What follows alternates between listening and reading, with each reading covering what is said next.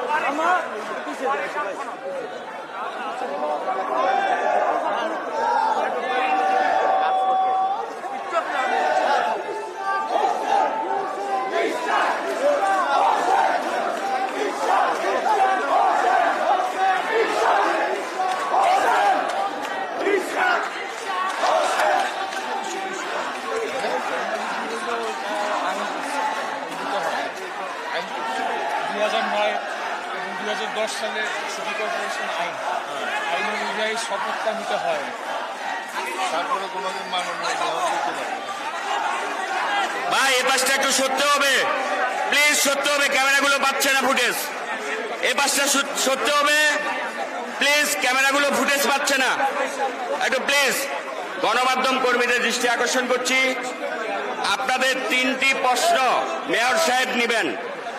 Media, electric মিডিয়ার একজন, আর print মিডিয়ার একজন, অনলাইন মিডিয়ার একজন, 3টি কোশ্চেন আমরা নেব। অতএব সবাই কোশ্চেন করবেন না প্লিজ, আমরা মাত্র 3টি কোশ্চেন নেব আপনাদের ব্রিফিং এর পরে। ভিতরে মিটিং করবা? হ্যাঁ, মিটিং আছে না? আছে অবশ্যই, সচিব দিন। হ্যাঁ, আগে এটা শেষ করে দেন। দাঁড়াইতেই পারতেছি না। এই মিনু ভাই, আপনি একটু পিছের দিকে করেন। লিখিত করবেন, লিখিত করবেন, লিখিত করে তারপরে এটা এভাবে দেখাই যাচ্ছে।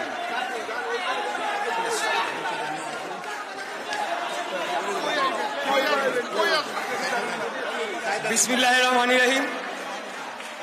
উপস্থিত ঢাকা দক্ষিণ সিটি কর্পোরেশনের সর্বস্তরের জনগণ এবং ভোটারবৃন্দ, উপস্থিত সাংবাদিক ভাই ও বোনেরা, আসসালামু আলাইকুম।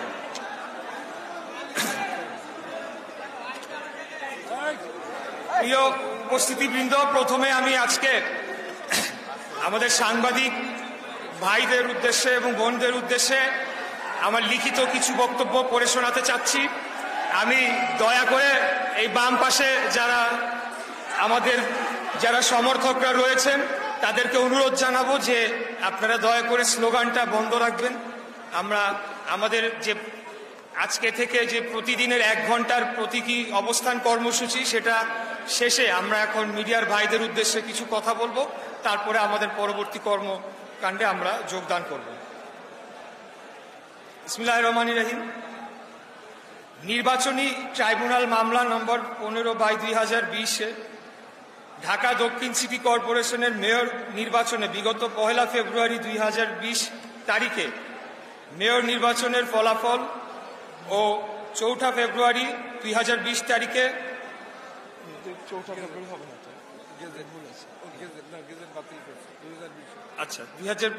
ফেব্রুয়ারি 2020 তারিখে প্রকাশিত গেজেট বাতিল পূর্বক ধানের শীষ প্রতীকের মেয়র প্রার্থী প্রকৌশলী ইশরাক হোসেনকে অর্থাৎ আমাকে মেয়র হিসেবে ঘোষণা করে এবং 10 দিনের মধ্যে ধানের শীষ প্রতীকের প্রার্থী ইশরাক হোসেনকে অর্থাৎ আমাকে মেয়র হিসেবে গেজেট প্রকাশের জন্য বাংলাদেশ নির্বাচন কমিশন সচিবালয়কে নির্দেশ প্রদান করে।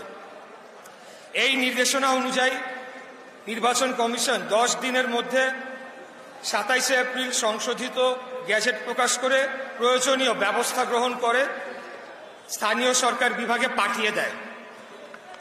এই সংশোধিত গ্যাজেটে শপথ অনুষ্ঠানের আয়োজন ছাড়া স্থানীয় সরকার বিভাগের আর কিছুই করণীয় নেই।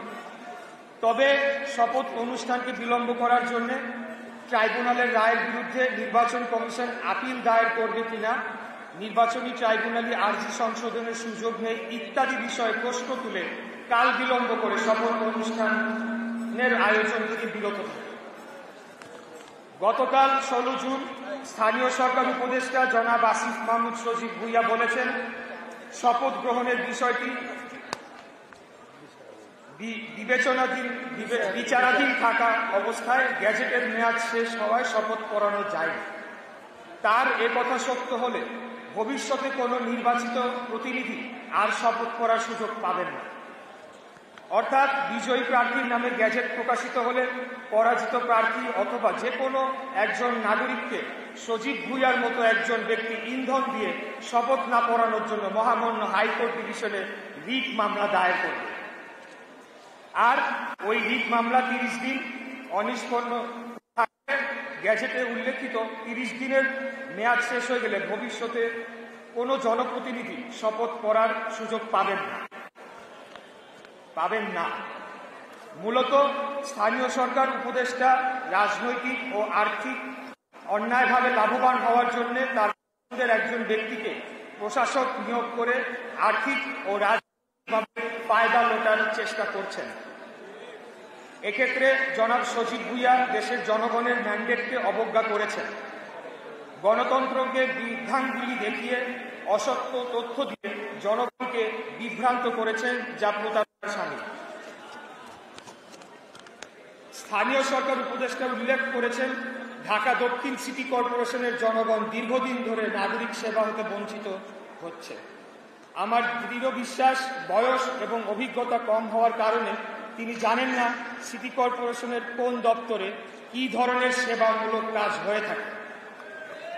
জরুরি সেবার মধ্যে জন্ম মৃত্যু সনদ, নাগরিক সনদ ও ওয়ারিশি সনদের কাজ করে থাকেন ওয়ার্ড সচিবগণ। প্রতিটি ওয়ার্ডে স্থায়ীভাবে একজন ওয়ার্ড সচিব রয়েছেন। 1 থেকে 6 বছরের শিশুদের টিকা খাওয়ানোর কাজটি ইপিআই করে থাকে। প্রতিটি ওয়ার্ডে তাদের ঔষধ এবং অফিস রয়েছে। মশক নিধনের জন্য প্রতিটি ওয়ার্ডে কার্যালয়, স্প্রে মেশিন এবং ফগার মেশিন রয়েছে। ভান্ডার বিভাগ থেকে তারা ইনসেকটিসাইড এবং লার্ভিসাইড নিয়ে তারা স্প্রে এবং ফগিং করছে, এটি চলমান রয়েছে। ডেঙ্গু চিকুনগুনিয়ার জন্য বর্তমানে নাগরিক সচেতনতা বৃদ্ধির জন্য প্রতিটি ওয়ার্ডে কমিটি গঠন করে দেওয়া হয়েছে। সিটি কর্পোরেশনের জরুরি কাজে ব্যাঘাত ঘটে থাকলে 12 ঘন্টার মধ্যে শহরের কোরবানির বর্জ্য অপসারণ করা সম্ভব হতো না। অবশেষে আমি বলতে চাই, উপদেষ্টা জনাব আসিফ মাহমুদ বয়সে খুবই তরুণ, সামনে তাকে অনেক পথ পাড়ি দিতে হবে। কাজে জনগণের প্রতি শ্রদ্ধাশীল আচরণ, আদালতের রায়ের প্রতি সম্মান প্রদর্শন তার নিকট হতে কাম্য। অসত্য তথ্য দিয়ে জনগণকে বিভ্রান্ত করা তার কাজ নয়। কারণ এত অত্যাচার নির্যাতন সহ্য করে যে সকল জনগণ তাদের নির্দিষ্ট লক্ষ্য হতে বিচ্যুতি হননি, তাদেরকে তিনি বিভ্রান্ত করতে পারবেন না। অসত্য এবং বিভ্রান্তিমূলক তথ্য গণমাধ্যমে উপস্থাপনের জন্য স্থানীয় সরকার উপদেষ্টা পদে জনাব সজীব ভুইয়ার বহাল থাকার নৈতিক অধিকার হারিয়েছেন। তিনি শপথ ভঙ্গ করেছেন। শপথ ভঙ্গ করার জন্য আমরা তার পদত্যাগ দাবি করছি। প্রিয় উপস্থিতিবৃন্দ, এটি ছিল আজকে আমাদের লিখিত বক্তব্য, যেই বক্তব্যটি আপনারা ইতিমধ্যে শুনেছেন। আর আমাদের এখানে বেশি কিছু বলার নেই, ওনাদের হাতে পৌঁছে দেওয়া হবে। আমাদের এই বক্তব্যের একটি কপি, লিখিত কপি আমাদের সাংবাদিক ভাইদের কাছে পৌঁছে দেওয়া হবে।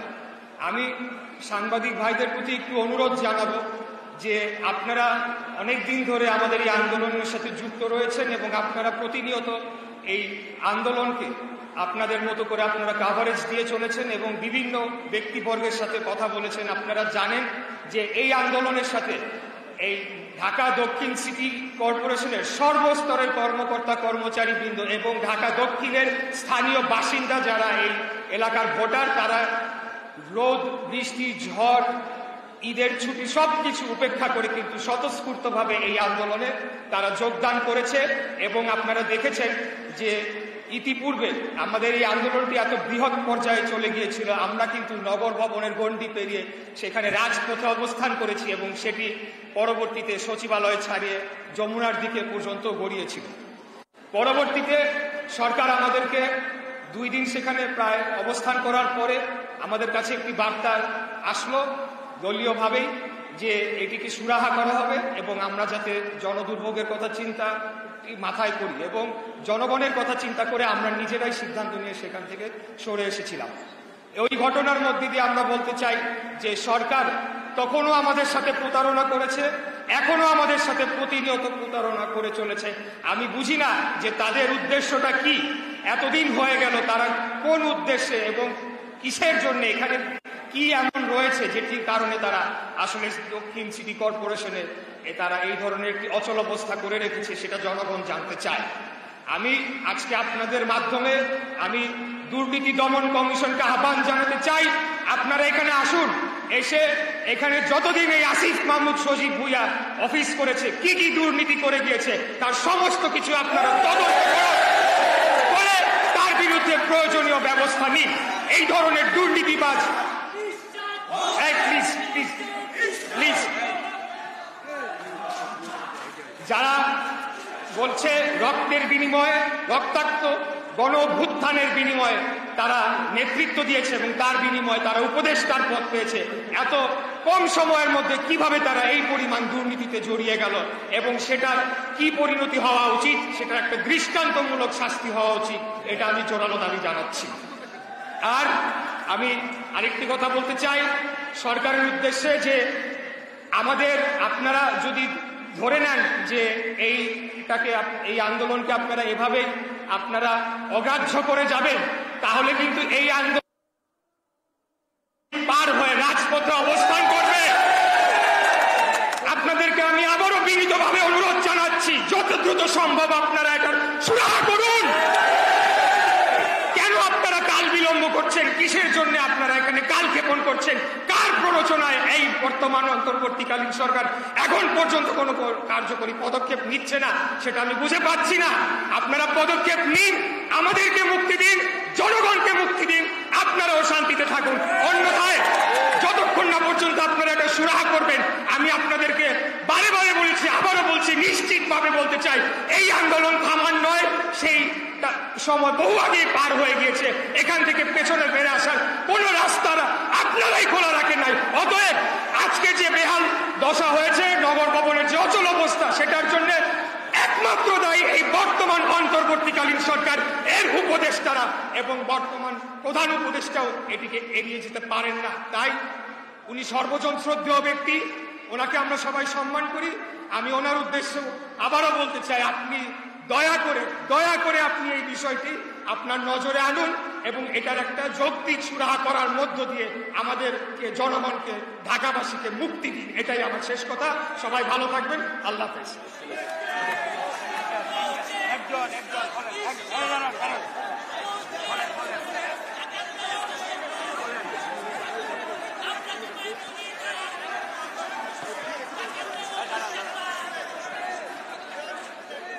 না, আমি মেয়র হিসেবে বসি নাই।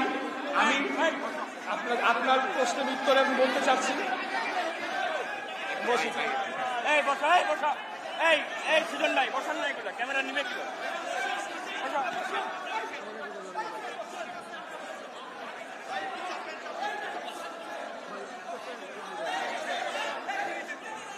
বলেন ভাই,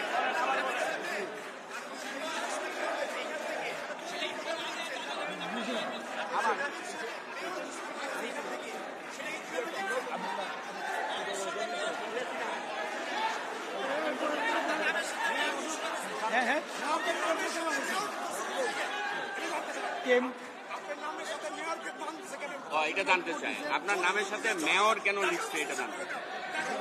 ধন্যবাদ আপনার প্রশ্নটির জন্য। আমি আপনাদেরকে অনুরোধ জানাবো, আপনারা নির্বাচন কমিশন কর্তৃক যে গ্যাজেটটি প্রকাশিত হয়েছিল, দয়া করে সেই গ্যাজেটটি আপনারা পুনরায় করবেন। যদি আপনাদের সেটি সংগ্রহ করতে অসুবিধা হয়, আমাদের কাছে বললে আমরা সেটার একটা কপি আপনাদেরকে দিতে পারবো, তাহলে হয়তো আমার বিশ্বাস এই প্রশ্নের উত্তরটি পেয়ে যাবে। Thank you. লাস্ট কিন্তু এটাই লাস্ট।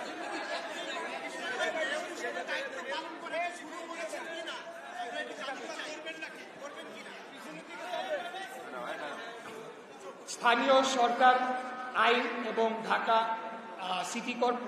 সিটি কর্পোরেশন যে স্থানীয় সরকারের যে আইন করা হয়েছিল 2009 এবং বিধিমালা 2010, সেই অনুযায়ী শপথ গ্রহণ অনুষ্ঠান না হওয়া পর্যন্ত অফিসিয়ালি আমি মেয়রের দায়িত্ব নিতে পারছি না।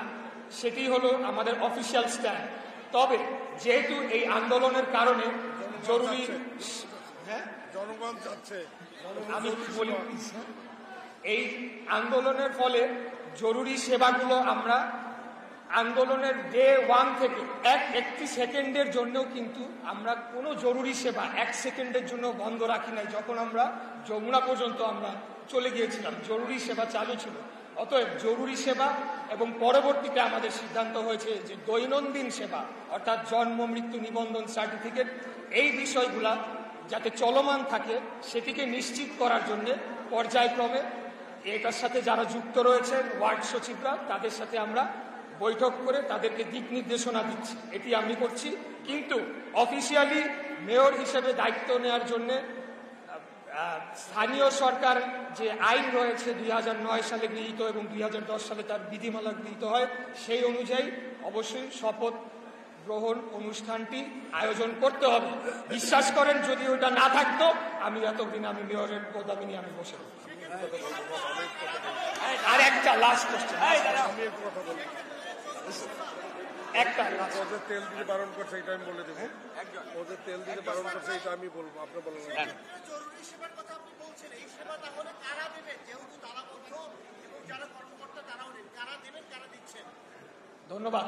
এই জরুরি সেবাগুলো আপনারা জেনে থাকবেন যে এটা ওয়ার্ড পর্যায় থেকে সবসময় এই সেবাটি দেওয়া হয়ে থাকে। ওয়ার্ড কাউন্সিলরের কার্যালয় থেকেই এই সেবাগুলো দেওয়া হয়ে থাকে। অতএব যারা এই জরুরি সেবাটি দিবেন তারা এই নগর ভবনে তাদের অফিস করার কোনো বিষয় নেই, তাদেরকে দিক নির্দেশনা দেওয়ার বিষয় রয়েছে, যেটি আমি আগেই বলেছি।